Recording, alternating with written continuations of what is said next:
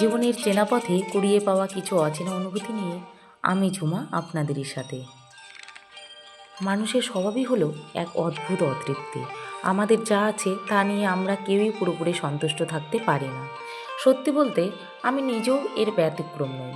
তবু জীবনের উচিত শিক্ষা হলো যা আছে তা নিয়েই ভালো থাকতে শেখা। এই ছোট জীবনের পথ চলায় আমি একটা খুব দামি বাস্তব উপলব্ধি করেছি। আমি বিশ্বাস করি নিজের কষ্ট বা দুর্বলতা কখনো সবার সামনে তুলে ধরা উচিত নয়, কারণ সমাজ বড়ই অদ্ভুত।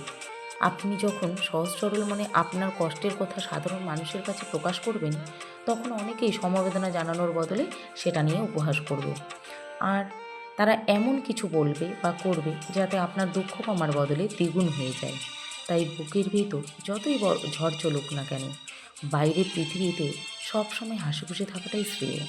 তবে হয়, এই পৃথিবীতে সবাই একরকম হয় না। জীবনের এমন কিছু মানুষ আছে যারা একান্তই নিজের এবং বড্ড আপন। তারা কখনো আমাদের ভাঙতে দেয় না, দুঃসময়ে পাশে দাঁড়ায়। কষ্টগুলো থাক নিজের একান্ত আশ্রয়ে, আর হাসিটা থাকুক পুরো পৃথিবীর জন্য। আবেগ কেবল সেখানেই ঢালুন যেখানে আপনার অনুভূতির কদর আছে।